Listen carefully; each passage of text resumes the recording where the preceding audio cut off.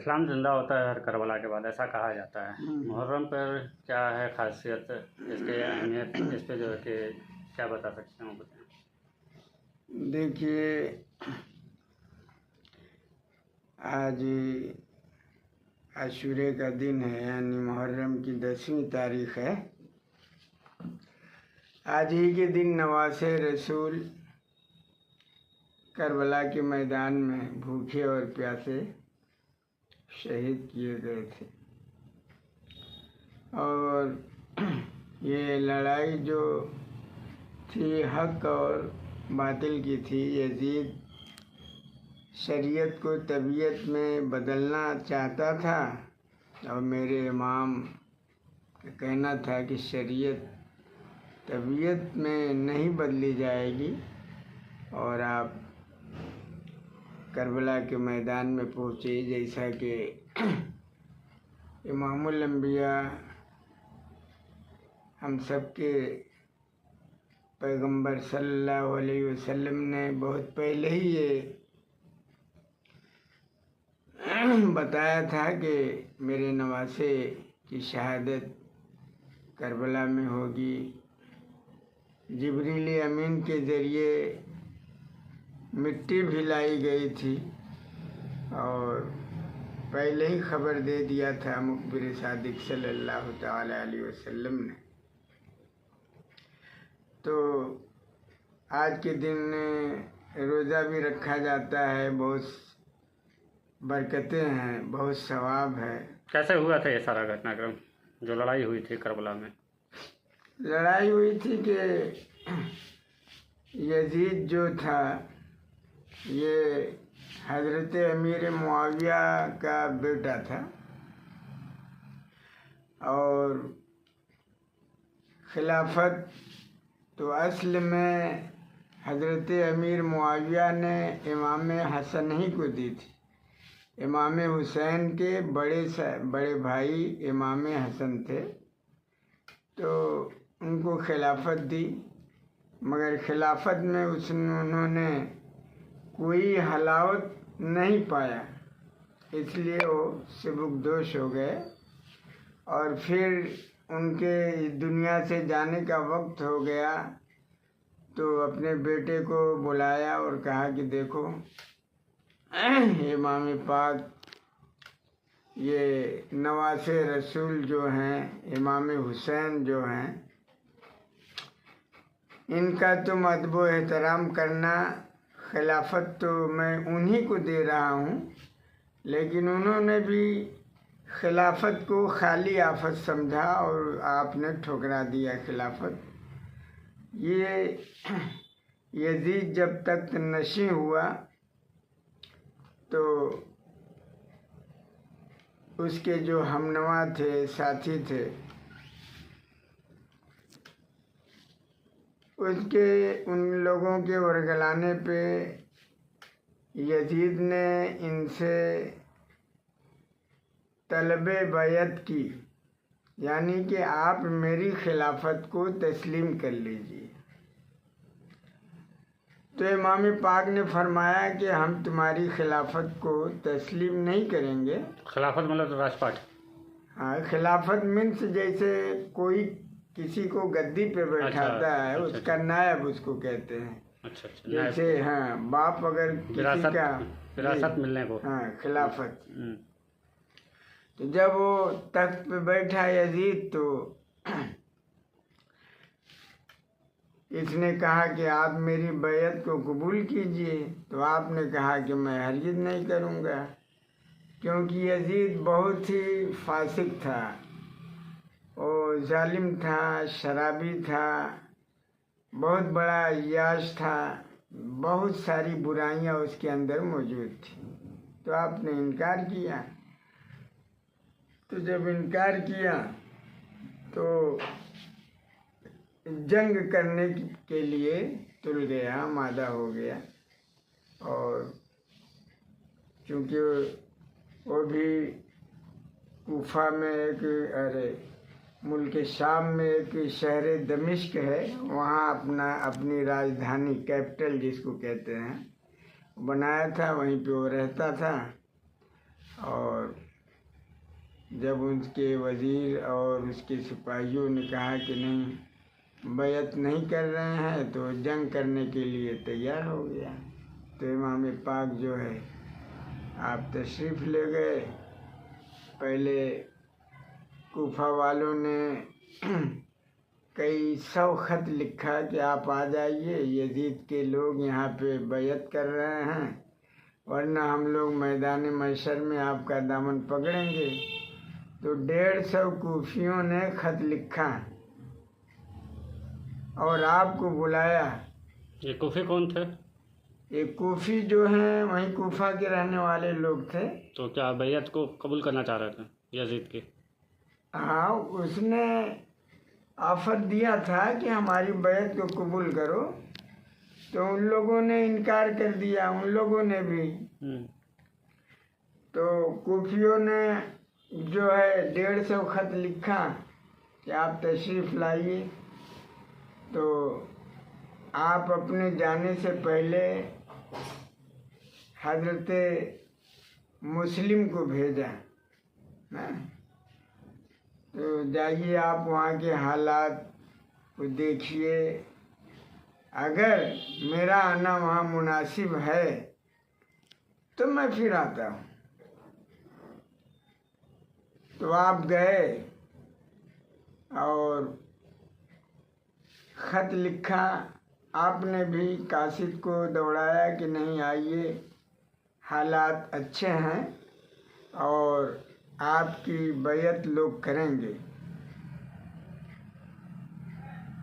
आप इधर ख़त लिखते हैं और कासिद भेजते हैं। दूसरे दिन यजीद के जो सिपाही थे, जैसे अब्दुल्ला इब्न ज़ियाद, कूफा में जाते हैं और वहाँ के लोगों को डराते हैं, धमकाते हैं।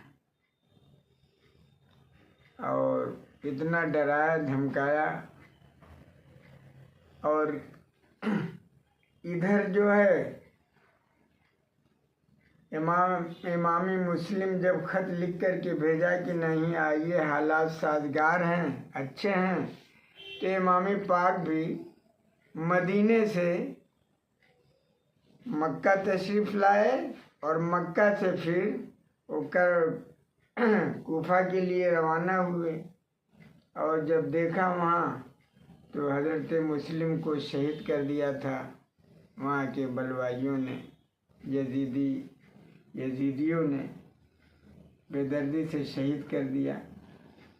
तो वहाँ पे बातचीत होने लगी कि भाई अगर ठीक है तुम लोग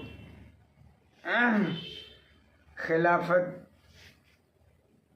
मेरी नहीं तस्लीम करते हो या हमको कहीं जाने दो, हम तुम लोगों से जंग करने नहीं आए हैं। आपने जाने की तैयारी की, मगर जो यजीदी फ़ौज के कुछ कमांडर थे उन्होंने रोक लिया, आपका रास्ता रोक लिया, जैसे जनाब हुर थे। ये बाद में इमाम हुसैन के साथ हो गए, लेकिन सबसे पहले उन्होंने आपके रास्ता को रोका था यजीद के कहने पर। तो 1000 की फ़ौज लेकर के आपका रास्ता रोका। तो आपने पड़ाव किया और खेमाजन हुए, सारे लोगों को रखा और फिर उसके बाद हुर आए, कहे कि आपने कहा कि ये यजीद का हुक्म है, आप कहीं और न जाएं, यहीं पे रहें, बैत का मुतालबा है। तो इमाम पाक ने कहा कि नहीं, बैत तो मैं नहीं कर सकता, क्योंकि यजीद बहुत ही फासिक है, फाजिर है, शराबी है, जानी है, मैं उसकी बैत नहीं कर सकता, ठुकराता हूँ उसकी बैत को। तो इसे यही सब हालात बने उसके बाद करबला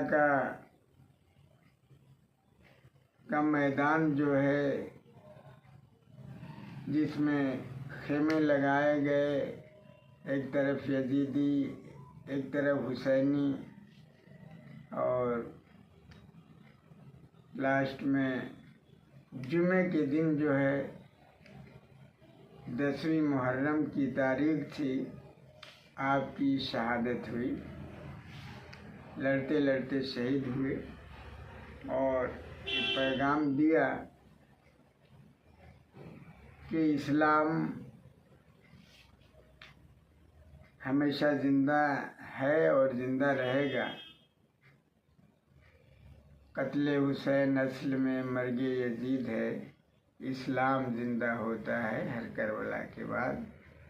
तो बहुत बड़ी कुर्बानी दी थी इमाम हुसैन ने इस्लाम के लिए और दीन मुस्तफ़ा के लिए, कुरान की अज़मत के लिए, शरीयत मुस्तफ़ा की अज़मत के लिए, जिसे कभी भुलाया नहीं जाता है और न तो भुलाया जाएगा। क़यामत तक आपका नाम करबला में उन्होंने किस तरह से जुल्म ढाया था, उस पर कुछ वाक़या? जी, करबला में जो जुल्म ढाया है इन्होंने, क्या हुआ? करबला में जो जुल्म किया, जो कत्ल किया, उसके बारे में कुछ मालूम है? किस तरह से क्या क्या किया इन्होंने जंग? हाँ, तो खेमा जलाया इन सबों ने, पे खेमा जलाया, 3 दिन तक पानी बंद किया है, खेमा जलाया।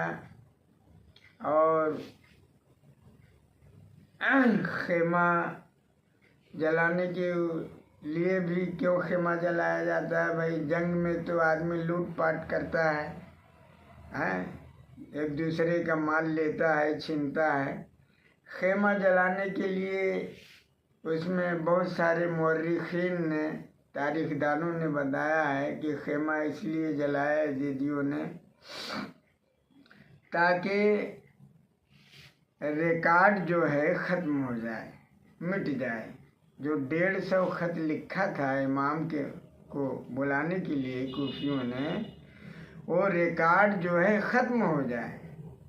और ना यजीद चुन चुन करके मरवा देता है उन लोगों को कि तुम लोग हमारे हो करके भी तुमने इमाम को बुलवाया, ये ख़त तुम्हारा है, तुम्हारी। वैसे भी जला के मार दिया। हाँ, तो जलाया खेमा ताकि सारा रिकॉर्ड, सारा सबूत ख़त्म हो जाए। उसके बाद आपके साथ जो 72 लोग थे, सारे लोग एक के बाद दीगरे जाते रहे और अली अकबर, अली असगर, हज़रत कासिम, हज़रत अब्बास, बहुत सारे आपके ख़ानदान के लोगों ने शहादत दी। और करबला के मैदान में, जी, करबला के मैदान में। और आपके दोस्त अहबाब भी जो इमाम हुसैन पाक, शिया लोग बहुत ज़्यादा इसको तवज्जो देते हैं, बहुत ज़्यादा गम करते हैं, काटते पीटते मारते हैं ख़ुद को। जो सुन्नियों के अगेंस्ट में सुन्नी उतना नहीं करते हैं, ये क्या फ़र्क है? क्या वजह है? असल में शिया जो अपने आप को कहते हैं कि हम हैं शियाने अली, यानी हज़रत अली से मोहब्बत करने वाले हैं, लेकिन वो मोहब्बत नहीं करते, बल्कि वो हज़रत अली और इमाम हुसैन को अगर वो सही मोहब्बत उनसे करते तो जो इस्लाम में जायज़ काम है वो करते। उनकी याद में रोना धोना, ये क्या मतलब? सीना पीटना, जंजीर से मातम करना, ये जैसा अभी आपने बताया इस्लाम में जो जायज़ काम हो वो करते हैं, तो मतलब कि किस तरह से, क्या वो इस चीज़ को फॉलो नहीं करते हैं जो इस्लाम में है, तो फिर वो क्या फॉलो करते हैं? भाई, इस्लाम को सही तौर से शिया लोग फॉलो नहीं करते हैं, क्योंकि इस्लाम में जैसे मातम जनी करना, नौहा पढ़ना, ये सब मना है। और बाकी ये तो मान लीजिए त्यौहार की बात हो गई, और बाकी दिनों में, किसी भी दिनों में मातम करना या कोई नमाज पढ़ने में कोई डिफरेंस है? नमाज भी पढ़ने में कोई डिफरेंस है उनका। चाहे वो नमाज़ें पढ़ते हैं। जैसे हम लोग कहीं जाते हैं तो सफ़र की नमाज़ पढ़ते हैं, यानी कसर की नमाज़ पढ़ते हैं। 4 रिकत की है तो हमको 2 रिकत पढ़ने का हुक्म है। इस तरह से हम नमाज कहीं जाते हैं तो अदा करते हैं। लेकिन ये शिया लोग, कहीं उनका सफ़र हुआ 1 हफ्ता 10 दिन का, तो एडवांस नमाज पढ़ के जाते हैं। वो एडवांस नमाज 1 हफ्ते का पढ़ लेते हैं। फ़र्क हुआ। और दूसरा फ़र्क ये है कि ये अपने सजदे की जगह, हम तो अल्लाह की बारगाह में सर झुकाते हैं सुन्नी लोग ना, और ये लोग मिट्टी की टेकरी रखते हैं छोटी छोटी, और उनका मानना है कि खाके करबला है, और उस पर ये लोग सजदा करते हैं। जो करबला में जो जंग हुई थी, हाँ, जो शहीद हुए थे, उनकी याद में उनको टेकरी रखते हैं। हाँ, उनका कहना है कि खाके करबला है, करबला के खाक है। हाँ, तो उस पर वो नमाज पढ़ते हैं। और दूसरी बात ये कि ये तो करबला से पहले भी तो नमाज़ पढ़ी जाती थी। हाँ, बिल्कुल पढ़ी जाती तब क्या थी। रखते थे? कुछ वो करबला के बाद वो जो टिकरी नमाज रखे। पढ़ते थे तो बगैर मिट्टी के पढ़ते थे। अब जो नमाज पढ़ते हैं तो मिट्टी रख कर के पढ़ते हैं कि खाके करबला है। तो बहुत सारी चीज़ें हैं जो सुन्नी हजरात से उनका अलग हट के काम होता है ना। लेकिन जैसे ये मसनवी करबला बनाना, ये ताज़िया बना के गश्त कराना वगैरह वगैरह, ये हमारे सुन्नी या मज़हब इस्लाम में जायज़ है ही नहीं कि ताज़िया बना के उसको गश्त करें, हैं, और घोड़े को सजा बजा करके कहें कि ये करबला का घोड़ा है, इमाम पाक का घोड़ा है। तो ये सब सारी वाहियात खुराफात जो है, ये सब मज़हब शिया में है, जो सुन्नी इससे परहेज़ करते हैं। फिर भी अमूमन अब तो ज़ाहिर तौर पे हर तरफ से यही देखा जाता है कि सभी लोग मिलजुल के ताज़िया निकालते हैं, जुलूस निकालते हैं, और मातम वगैरह जो है उसको पूरा करते हैं। तो ये तो अब सुन्नी भी फॉलो कर रहे हैं। तो देखिए, सुन्नी फॉलो, ये गलत रस्म फैली थी तैमूर लंग के ज़माने से। बादशाह एक गुजरा है, तैमूर लंग, तो उसका ये सिस्टम था कि वो हर साल जाता था करबला, इमाम पाक का रोज़ा देखने। वो हर साल मुहर्रम के महीने में जाता था करबला। एक साल वो बीमार हुआ तो करबला नहीं जा पाया वो। तो उसके जो दरबारी लोग थे, उन्होंने राय पेश की कि भाई आप नहीं जाते हैं तो एक काम हम करते हैं कि इमाम पाक का रोज़ा जो है बना करके हम आपको दे रहे हैं, आप उसी की ज़ियारत कर लीजिए, और समझिए कि हमने इमाम पाक की बारगाह में जा कर के हाजिरी दी। तो यही उसने रस्म इंडिया में फैलाया। और जानते हैं, जो रस्में हुक्मरान लोग राज करते हैं, वो रस्म जो है धीरे धीरे फैलती है हर जगह, शहर से लेके कस्बा, कस्बा से लेके गांव। ये जो रस्में फैली हैं उसी के ज़माने से फैली हैं। तो शिया भी करने लगे, सुन्नी भी करने लगे। लेकिन जो पढ़ा लिखा तबका है अहले सुन्नत व जमात में, वह इन चीज़ों को नहीं मानता है।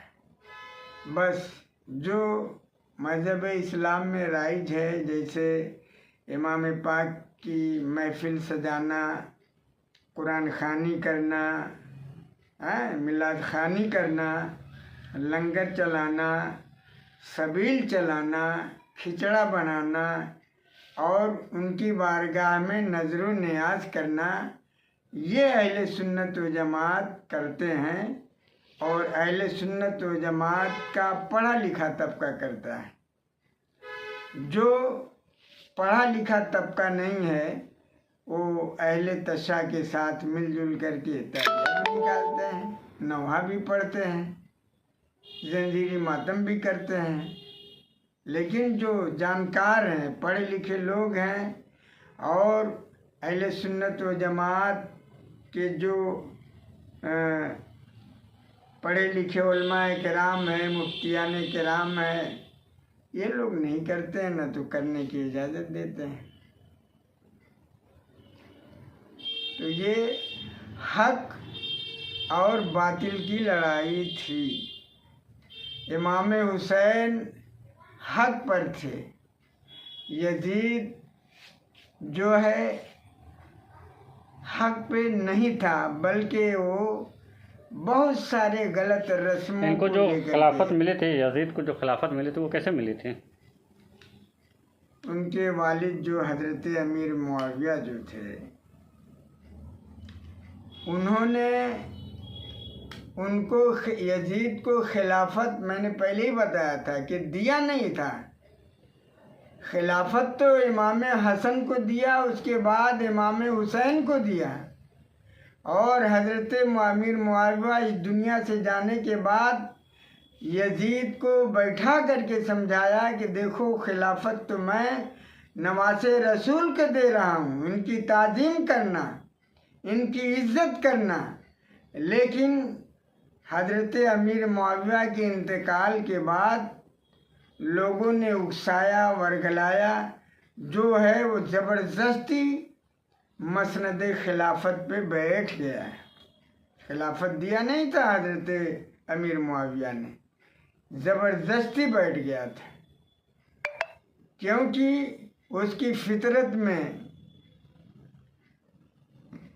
बुराइयां थी, बुराइयों का दिलदादा था वो। शराब पीता था वो, जुआ खेलता था वो, अय्याशी करता था वो। तो इस तरह से वो ज़बरदस्ती हजरत अमीर मुआविया जो यजीद के वालिद बुजुर्गवार थे, उनके इंतकाल के बाद यजीद ज़बरदस्ती मसनद खिलाफत पर बैठ गया वो, और इमाम हुसैन से बैअत का मुतालबा किया।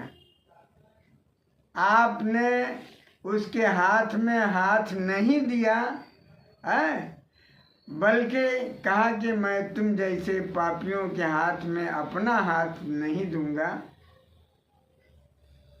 और अगर दे देते तो आज मज़हब इस्लाम में हर पापी, हर शराबी जो इमाम बन जाता है। इसलिए आपकी निगाहें देख रही थी कैसे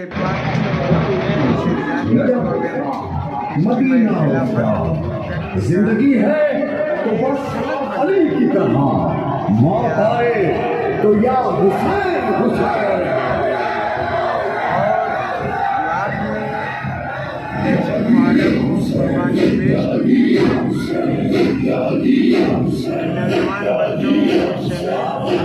करवाया